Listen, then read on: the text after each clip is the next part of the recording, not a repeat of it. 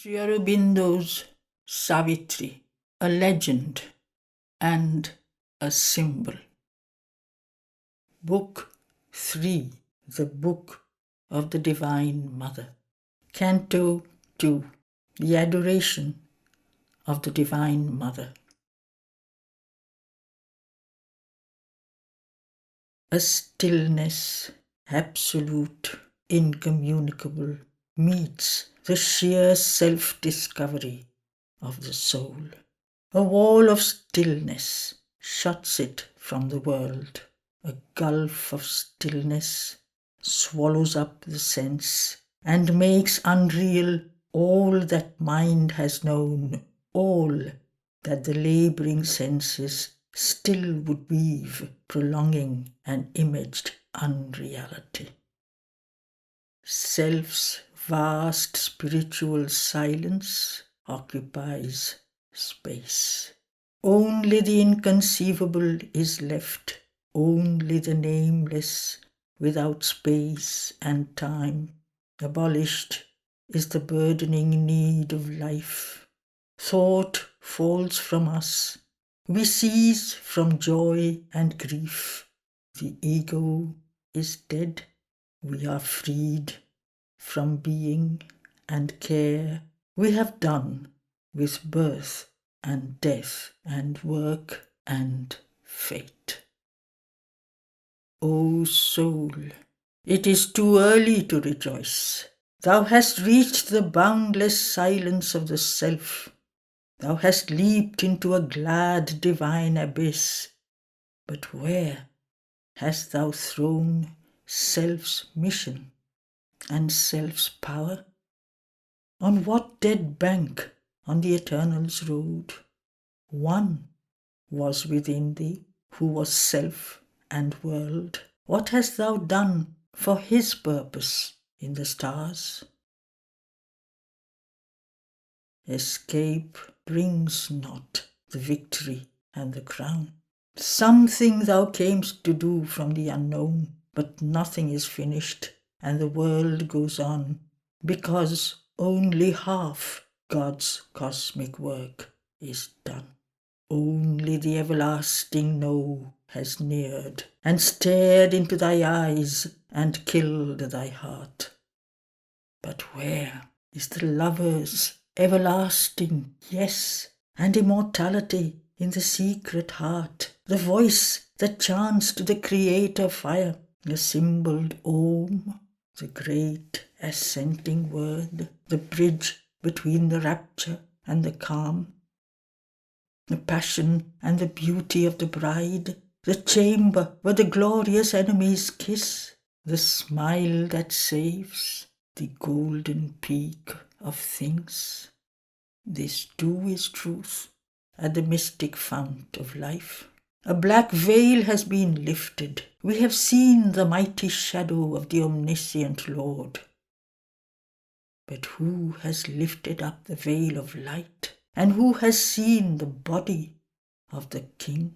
The mystery of God's birth and acts remains, leaving unbroken the last chapter's seal, unsolved the riddle of the unfinished play.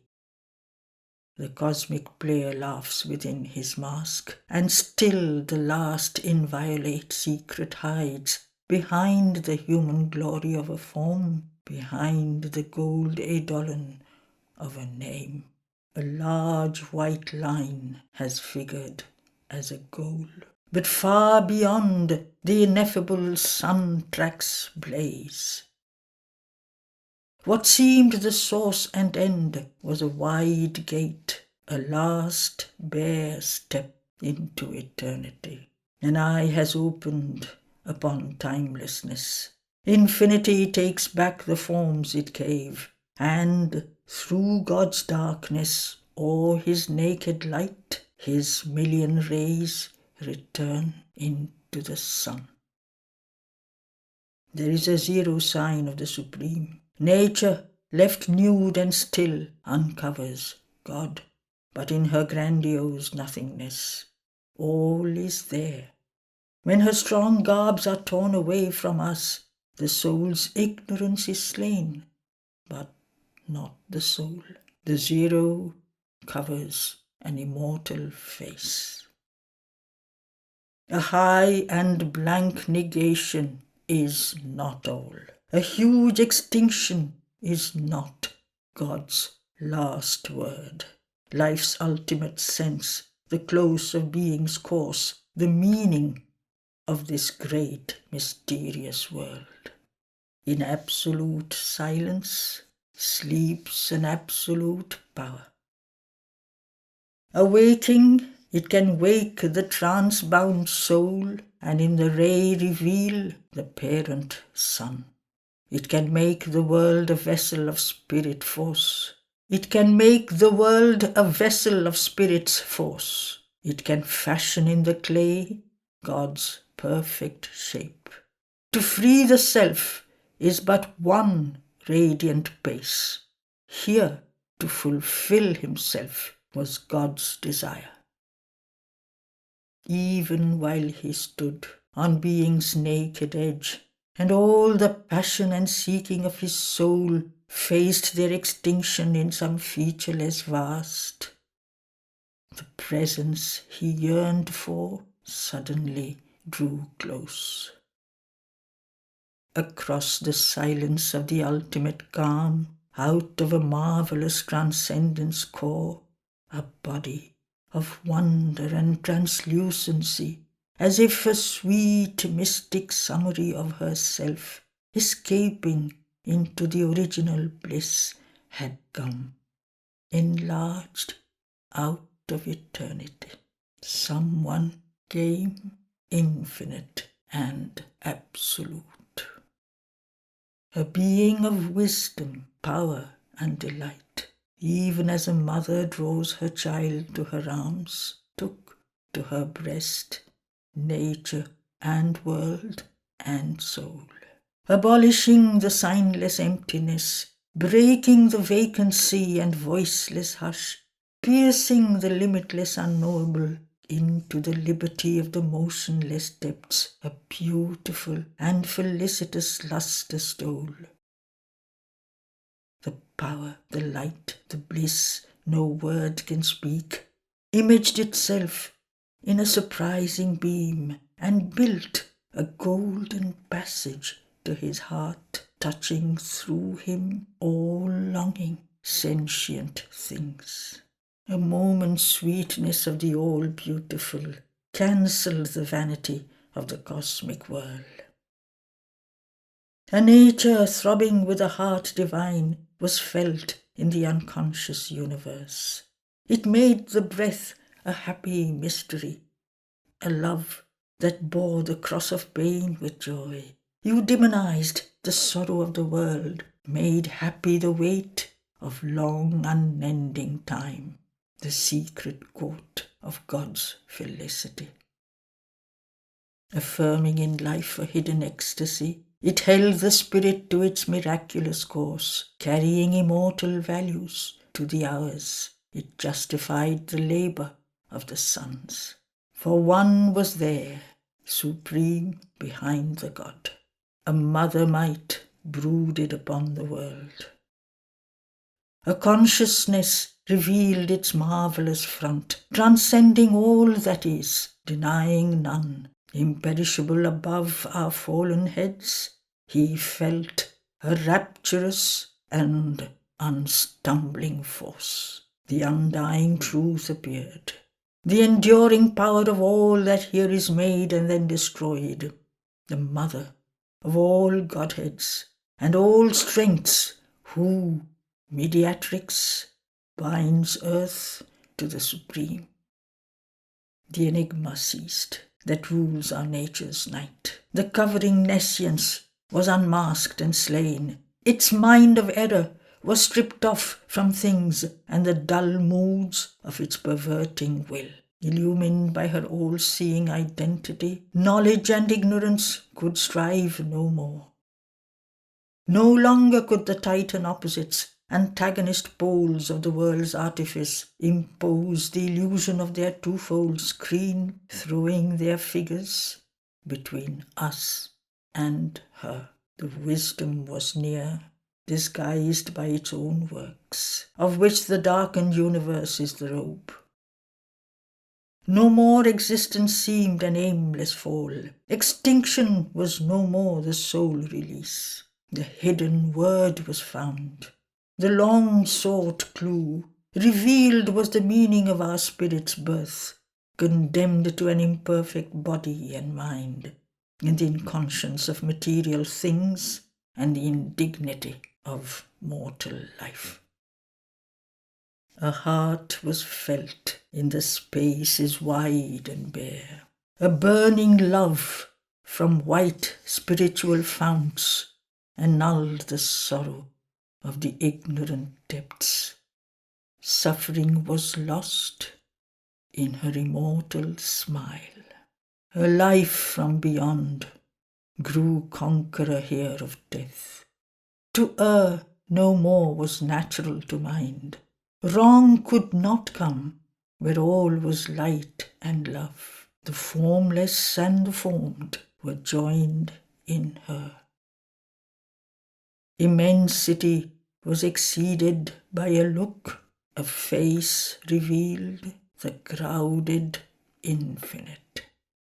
Incarnating inexpressibly in her limbs, the boundless joy the blind world forces seek, her body of beauty mooned the seas of bliss.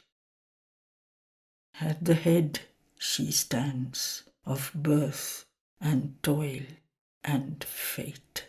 In their slow round the cycles turn to her call. Alone her hands can change time's dragon base. Hers is the mystery the night conceals. The spirit's alchemist energy is hers.